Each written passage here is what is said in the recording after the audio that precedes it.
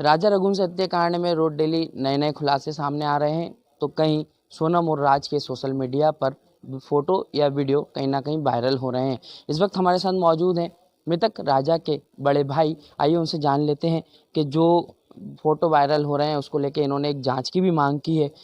Sir, राजा रघुवंशी की जब हत्या हुई उसके बाद से उसकी पत्नी फरार थी और अन्य साथी अब शिलांग पुलिस की हिरासत में है।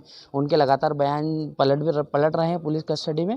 तो आपने किस तरह की जांच की मांग की है? जिस तरह से उस लड़की की हिम्मत है कि वो 14 निंदों में लेके चली भी गई है, उसकी कलेजा कितनी बड़ी हिम्मत है कि अपने पति को मार के 14 निंदों में रह के भी वो पकड़ा ही नहीं है। उसके पीछे किसका हाथ है? और जिस तरह से बयान दे रही है एक दो दो दिन में, तो गुमराह कर रही है।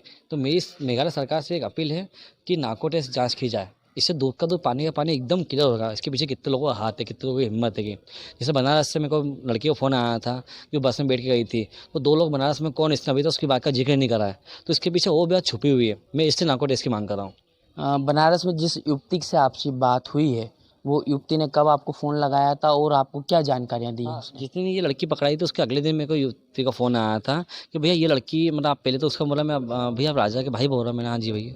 तो बोलते भैया मैंने इंस्टाग्राम से आपका जो कार्ड है, शादी का कार्ड है, वो निकाला था। उस पर से देखा मैंने कि राजा रघुवंशी जो मर्डर केस में सोनम रघुवंशी है, ये तो बस में मेरे साथ बैठ के गई थी। उसने ब्लैक कलर के कपड़े पहने हुए थे। उस कपड़े से उसे पहचान करो, हाइट वाइट से भी। और जूस पिया था उसने। आंखें तो दिखी जाती है, इसमें इसका बंधा हुआ था और इसकी मास्क बंधा हुआ था। तो वो लड़के बोलते भैया आप यकीन नहीं हो तो आप वहाँ का जो कैमरा है बनारस का बस स्टैंड का, यदि वो देखोगे तो 11 से साढ़े 11 के बीच में ये बस में बैठ के वहाँ से गई थी। इसको 2 लड़के छोड़ने आए थे, उन्हें जूस पिलाया था, पानी की बोतल दिलाई थी उसको, वहाँ से बैठ के वो गई थी। कहाँ उतरी थी? कुछ उसने जानकारियाँ दी नहीं, कि वो किस बस कुछ में? जानकारी नहीं दी क्योंकि उसको नहीं पता कि वो पहले उतर गई हो आगे उतर गई हो। लेकिन वो जो बस से उतर के गई थी वो जहाँ पे उतरी है, तो इससे अंदाजा लगाया जाता है कि बनारस से बैठ के वो आगे बढ़ी है। सोनम के बैंक खातों से भी कई लाखों रुपए का ट्रांजैक्शन तो हुआ ये है, उसकी भी बात सामने आई है। मुझे ईडी की भी आपने मांग की है। मैं ऐसा मुझे नहीं पता है कि क्या हुआ, क्या जांच चाहिए और क्या पैसा करा उसने ट्रांसफ़र।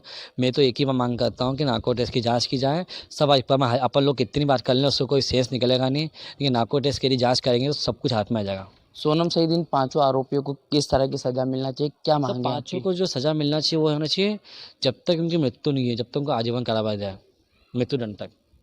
यही थे मृतक राजा रघुवंशी के बड़े भाई, जो अब पांचों ही आरोपियों के लिए उम्र कैद की मांग कर रहे हैं। अब देखना होगा कि जिस तरह से इंदौर में भी जो सोनम के इंदौर आने की सूचना मिली थी, उसके बाद से अब शिलांग पुलिस पूरे मामले में क्या कार्रवाई करती है, साथ ही राजा को कितने समय बाद न्याय मिलेगा, यह परिवार की सबसे बड़ी आस की उम्मीद है। इंदौर से लोकस्वामी के लिए जय सिमरिया।